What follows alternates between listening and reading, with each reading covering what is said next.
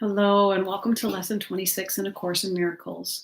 Our lesson today is My Attack Thoughts Are Attacking My Invulnerability. It is surely obvious that if you can be attacked, you are not invulnerable.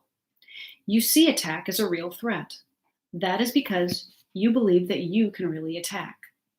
And what would have effects through you must also have effects on you. It is this law that will ultimately save you, but you are misusing it now. You must therefore learn how it can be used for your own best interests rather than against them. Because your attack thoughts will be projected, you will fear attack. And if you fear attack, you must believe that you are not invulnerable. Attack thoughts, therefore, make you vulnerable in your own mind, which is where the attack thoughts are. Attack thoughts and invulnerability cannot be accepted together. They contradict each other. The idea for today introduces the thought that you always attack yourself first. If attack thoughts must entail the belief that you are vulnerable, their effect is to weaken you in your own eyes. Thus, they have attacked your perception of yourself. And because you believe in them, you can no longer believe in yourself. A false image of yourself has come to take the place of what you are. Practice with today's idea will help you to understand that vulnerability and invulnerability is the result of your own thoughts. Nothing except your thoughts can attack you. Nothing except your thoughts can make you think you are vulnerable. And nothing except your thoughts can prove to you this is not so. 6 practice periods are required in applying today's idea. A full 2 minutes should be attempted for each of them, although the time may be reduced to a minute if the discomfort is too great. Do not reduce it further. The practice period should begin with repeating the idea for today, then closing your eyes and reviewing the unresolved question whose outcomes are causing you concern. The concern may take the form of depression, worry, anger, a sense of imposition, fear, foreboding, or preoccupation. Any problem as yet unsettled that tends to recur in your thoughts during the day is a suitable subject. You will not be able to use very many for any one practice period because a longer time than usual should be spent with each one. Today's idea should be applied as follows. First, name the situation. I am concerned about blank. I'm concerned about my money. I'm concerned about my job. I'm concerned about my relationship, etc. Then go over every possible outcome that has occurred to you in that connection and which has caused you concern, referring to each one quite specifically, saying, I'm afraid blank will happen. I'm afraid I'll lose my money. I'm afraid I'll lose my job. I'm afraid we're going to break up in our relationship, for example. If you are doing the exercises properly, you should have some 5 or 6 distressing possibilities available for each situation you use, and quite possibly more. It is more helpful to cover a few situations thoroughly than to touch on a larger number. As the list of anticipated outcomes for each situation continues, you will probably find some of them, especially those that occur to you toward the end, less acceptable to you. Try, however, to treat them all alike to whatever extent you can. After you have named each outcome of which you are afraid, tell yourself, that thought is an attack upon myself. Conclude each practice period by repeating today's idea to yourself once more.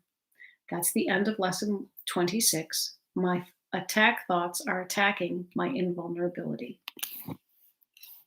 This can be a hard lesson because we tend to want to gloss over things when we say them out loud. But when we are thinking them in our mind, if you listen to that chatter that goes on incessantly throughout your day and you're worried about something, it can keep you up all night. So know that it's not 1 or 2 thoughts that happens. If you are afraid about losing your job, for example, I'm afraid about being laid off. I'm afraid my boss is going to fire me because he doesn't like me. I'm afraid, whatever that happens to be with your job. Then you look at, you're afraid of what will happen. I'm afraid I'm going to lose my job and I won't have any money. I'm afraid I won't be able to support my family. I'm afraid that bankruptcy will happen. I'm afraid my family will then break up. I'm afraid. And you can go on and on and on with the list of all of those concerns that you ruminate, that you ponder on overnight with all of these examples. And there may be many of them. My kids won't like me. What they may go into some really illogical things, but allow all of those to come up, because what it is doing is it's helping us to see how we create unrealistic or false images in our mind when there is nothing out in truth that is making that happen. When we can come from a place of love, it will change everything. When we can begin to learn that we are attacking ourselves with our thoughts, we can begin to change how we think, which means we can begin to stop the ideas that are attacking ourselves, and we can begin to really change those tapes that play in our head to something far more productive and loving. Okay, let's look at what Tina Spalding channels through Jesus. I am the one that you know as Jesus. We are once again pleased that you are disciplined enough to join us in this coming together. Many people are doing these lessons each day. We want you to envision this beautiful community that you have become a part of. Many of you feel alone, abandoned, or isolated, but we want you to look at those numbers when you click on this video, referring to the YouTube series video, and see that some 1,800 people have done the very same lesson you have. What a wonderful joy that it is to see. We want you to really feel a communion with that community. This is a global community you are a part of. Just as fear is broadcast throughout your mass media systems, here we are all together broadcasting love. We're doing the disciplined work of mind training that gets all of you to step back from your attack thoughts about yourself or about another. Know that these have to be reflected back to you in fear, and this is an act of free will. You choose to refuse to attack another or yourself. You know there must be a projection of that attack, and you will feel it. It is important that you understand you only attack yourself. Your mind permeates the entire world in which you live. When you attack it, you attack yourself. Not figuratively speaking, but literally speaking. The parts of your consciousness you project are even when they seem to be outside of you. They are the parts of your mind that you put away from you to maintain a semblance of tentative peace. However, we will say it's more of a ceasefire than true peace. True peace means that you know you're invulnerable. You are an eternal spiritual being. You were before this body was born, and you will be after this body seems to pass away. For the body does not die. It was never alive. We want to clarify that. The body is a corpse animated by your spirit. Your spirit was before, it will be now, and it is in the future, always the same. It is of God and therefore unchangeable. The body is animated by you so that you have an experience here of letting go of aspects of your mind that do not serve you. It's really important. The body is animated by you so that you have an experience here of letting go of aspects of your mind that do not serve you. That is its only purpose, to communicate love, allow you to travel through your experiences, learn what is unloving, and let it go.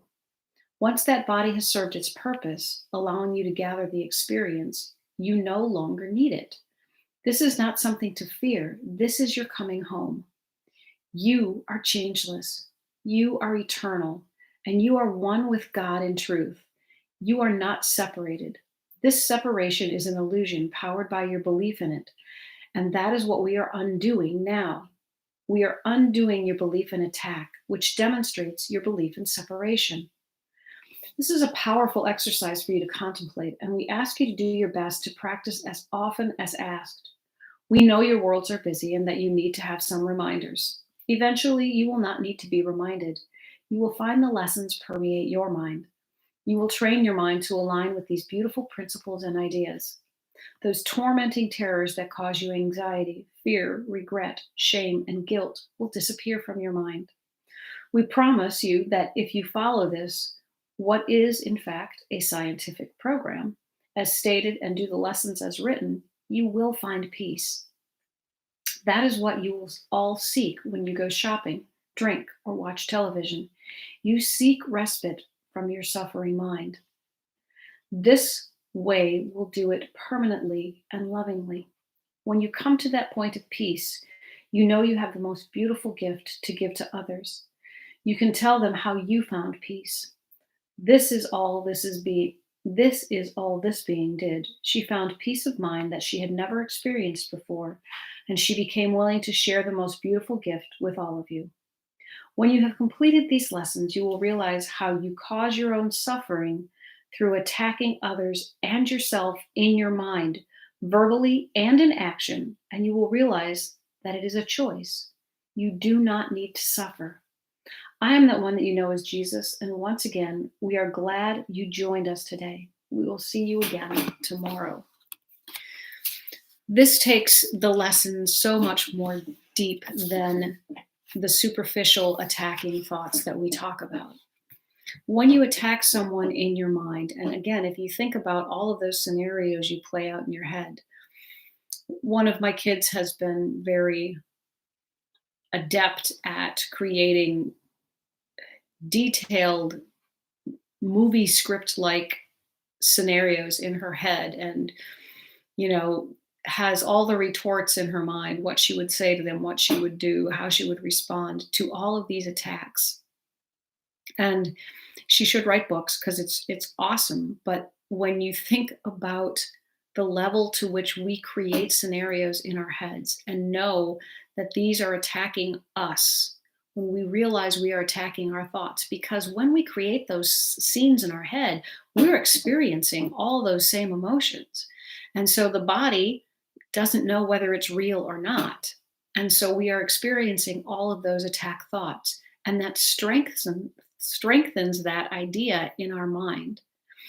If you can instead choose love and choose forgiveness, choose to understand that to not attack is the best thing that you can do, to choose love, you will realize that your mind will begin to change, and you will I won't say shy away from, you will find a more peaceful alternative by just simply not engaging in those attack thoughts anymore. And forgiveness is sort of that I choose not to engage in those attack thoughts anymore. It's not doing me any good, and it's certainly not helping my world. Practice with this today. It's a difficult lesson because we are not accustomed to thinking this way, but allow yourself the luxury of really tuning in and becoming aware of how much we attack ourselves and others in our mind. Have a wonderful day. Good luck with all of this, and I'll talk to you tomorrow. Bye.